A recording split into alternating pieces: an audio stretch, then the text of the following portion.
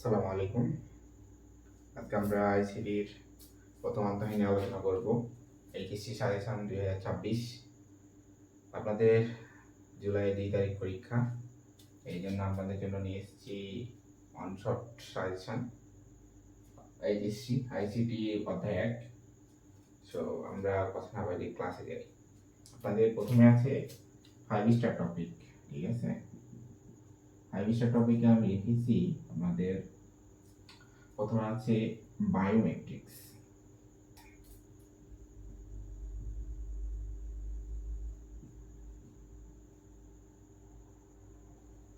এরপর রয়েছে 2 নাম্বার আমি লিখেছি 5 স্টার টপিকে ক্রায়োসার্জারি, ক্রায়োসার্জারি হবে বিষয়টা, ক্রায়োসার্জারি। ওকে, 4 স্টার টপিকে রেখেছি আমি আপনাদের হয়তোবা জানা থাকার কথা ভার্চুয়াল রিয়ালিটি, ভার্চুয়াল রিয়ালিটি। ওকে, এবং 2 স্টার টপিকে আমি রেখেছি 3 স্টার না 2 স্টার, কারণ এগুলো অনেক কম বোর্ডে এসছে আর কি, মানে এগুলো খুব কম ইম্পর্টেন্ট, বাট এমসিকিউর জন্য বেশি ইম্পর্টেন্ট এগুলা। তো আমাদের 2 স্টার জন্য রেখেছি জেনেটিক ইঞ্জিনিয়ারিং,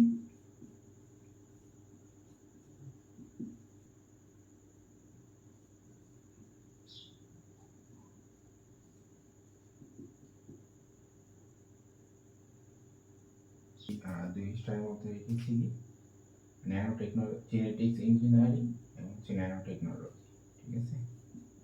ন্যানো টেকনোলজি।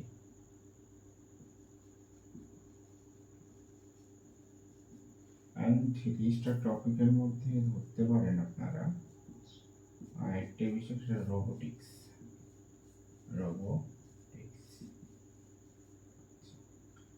এগুলোর মধ্যে আপনাদের ইম্পর্টেন্ট কোন বিষয়গুলো, আমাদের তো বই অনেক বিশাল না, আমাদের বিশাল বইয়ের মধ্যে বায়োমেট্রিক্স আছে অনেক বড়, আমরা কোন টপিকগুলো পড়লে আমাদের সেগুলো সিকিউরের জন্য এনশিওর করা যাবে, তাই না? তো সেই সব টপিকগুলোই আমরা আজকে দেখবো যে কোন কোন টপিকগুলো পড়লে আপনাদের হচ্ছে যে ওই বিষয়গুলো সিকিউরিতে আছে অ্যাকচুয়ালি। সো চলেন আমরা হচ্ছে যে সে বিষয়গুলো একটু আলোচনা করি। সো আপনাদের প্রথমে আমি 2 স্টার 5 স্টার টপিকে যাচ্ছি। 5 স্টার টপিকে আসছে বায়োমেট্রিক্স। এখানে এইটা most important, very very important. আপনাদের যদি সম্মিলিত বোর্ডে যদি আপনাদের কোশ্চেন না হয়, যদি আপনাদের সিঙ্গেল বোর্ডে যদি পরীক্ষা হয়, তাহলে হচ্ছে যে আপনাদের যে 9টা বোর্ড আছে, 9টার মধ্যে এটা থেকে কোশ্চেন আসবে, আপনারা ধরে নিতে পারেন 5টা থেকে 6টা, কারণ এতটা ইম্পর্টেন্ট। এটার মধ্যে কয়েকটা জিনিস আছে, আমি সেগুলো বলে দিচ্ছি, ঠিক আছে? তো এটার মধ্যে করতে পারে আপনার, এটা তুলনা করতে বলে, তুলনা। এরপর দিতে পারি আপনাকে ফিঙ্গারপ্রিন্ট। ওকে, ফিঙ্গারপ্রিন্ট আছে, ফিঙ্গারপ্রিন্টটা পরে বেশি, ফিঙ্গারপ্রিন্ট। এরপর আছে আপনার ফেস রিকগনিশন, ফেস। ওকে, আর এটা থাকে প্রায় আপনাদের হ্যান্ডিওমেট্রিক্স। তো এই সকল বিষয়গুলো, তারপর আছে রেটিনা স্ক্যান। হ্যাঁ, এই সকল বিষয়গুলো কি আপনাদের এই বায়োমেট্রিক্সের জন্য ভেরি ভেরি ইম্পর্টেন্ট, ঠিক আছে? সো এই বিষয়গুলো একটু করে রাখবেন। আমি আবারও বলছি, সেগুলো হচ্ছে কি বায়োমেট্রিক্সের তুলনা করতে বলে, এরপর কি ফিঙ্গারপ্রিন্ট, এরপর কি আইরিস ও রেটিনা স্ক্যান যেটা বলা হয়, এবং হচ্ছে যে হ্যান্ডিওমেট্রিক্স, এবং হচ্ছে কি আপনাদের লাস্টটা হচ্ছে ফেস রিকগনিশন। সো এই কয়েকটা জিনিস থেকে আপনাদের কি কোশ্চেন আসে, যদি বায়োমেট্রিক্স থেকে কোশ্চেন আসে, তো এগুলো থেকেই আসে। আচ্ছা, আমাদের জানা হয়নি বায়োমেট্রিক্সটা কি। বায়োমেট্রিক্স কি আমরা কি জানি? বায়োমেট্রিক্স হচ্ছে মানুষের যে শারীরিক আচরণগুলো আছে, অর্থাৎ আমি যে আচরণগুলো করি বা আপনি যে আচরণগুলো করেন, এগুলো এগুলো আপনার কই থেকে আসছে বা কিভাবে আসছে, এগুলো বায়োমেট্রিক্সে ধরেন আপনি কোনো একটা অপরাধ করছেন, ওই জায়গায় আপনার হাতের আঙ্গুলের ছাপ রয়েছে, ঠিক আছে না? তো যখন আপনি একটা অপরাধ করেছেন, আপনি আবার বাসায় বলছেন আমি কোনো কিছু করিনি, কিন্তু যখন ফিঙ্গারপ্রিন্ট বা ওই দরজায় হাত দিয়েছেন আপনি, তখন কি সেখানে একটা ফিঙ্গারপ্রিন্ট পাওয়া যাবে না? এটা হচ্ছে কি বায়োমেট্রিক্সের কাজ, যে আপনাকে শনাক্ত করবে, অ্যাকচুয়ালি আপনাকে শনাক্ত করাই কি তার কাজ, ঠিক আছে? এরপর আছেন থ্রোট সার্জারি। এটা হচ্ছে এটা ওই কি কি টপিক পড়ে, হ্যাঁ? এইটা আপনার থ্রোট সার্জারি থেকে আছে কি কি জানেন?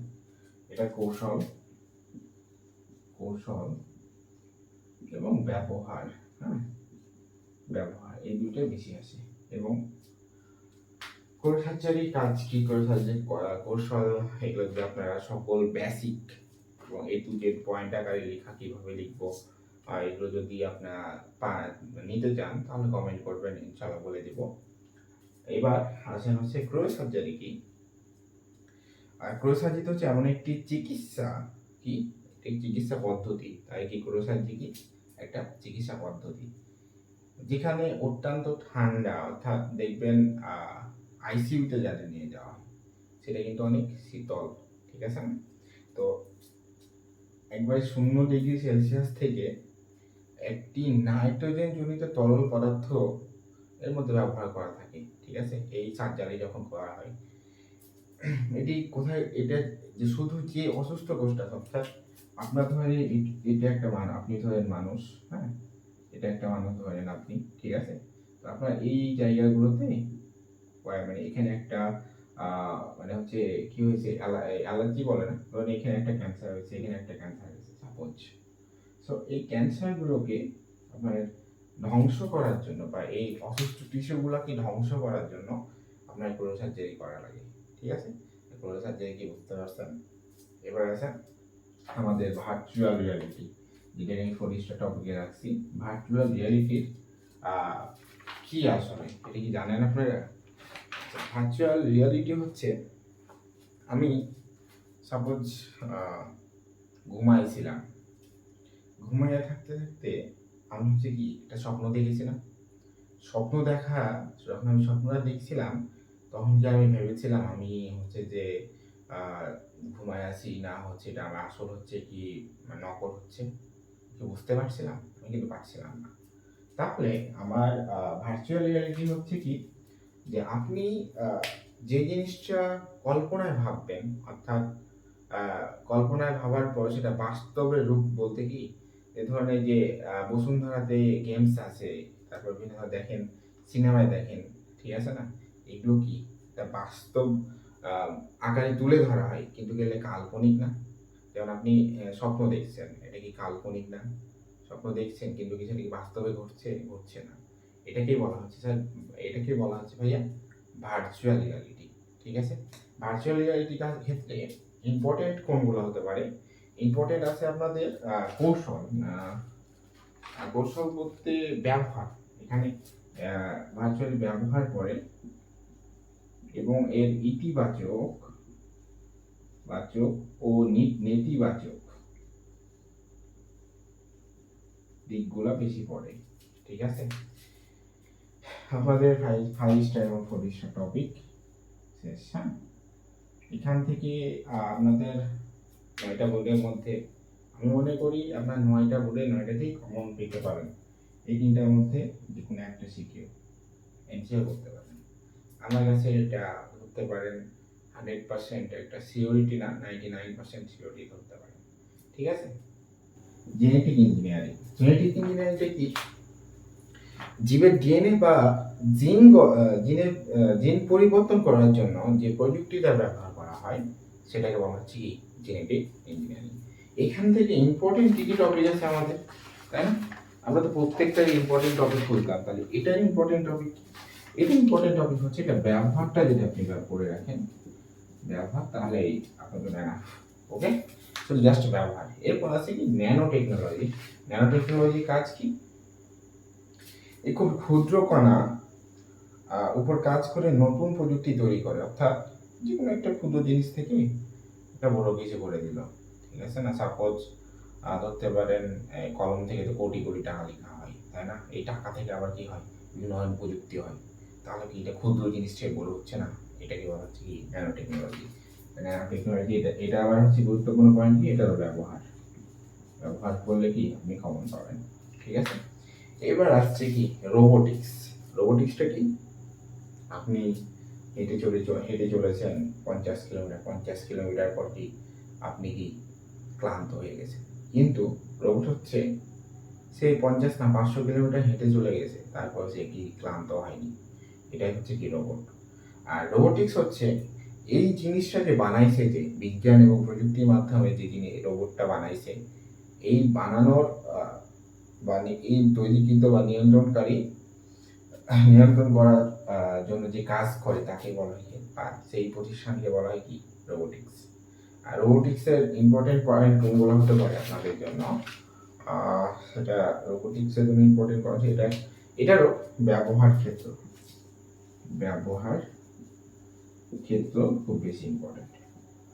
তো আমাদের যদি বায়োমেট্রিক্সের তুলনা, ফিঙ্গারপ্রিন্ট, এরপর ক্রোসার্জারি কৌশল ব্যবহার, এরপর হচ্ছে যে ভার্চুয়াল রিয়ালিটি ব্যবহার, ইতিবাচক এবং নেতিবাচক দিক, এরপর হচ্ছে জেনেটিক ইঞ্জিনিয়ারিং এর ব্যবহার, ন্যানো টেকনোলজি ব্যবহার এবং রোবোটিক্সের যদি ব্যবহারগুলো আমরা পড়ে যাই ঠিকমতো, ঠিক আছে, তাহলে আমাদের 10 মার্ক সিকিউ পাবো ইনশাআল্লাহ।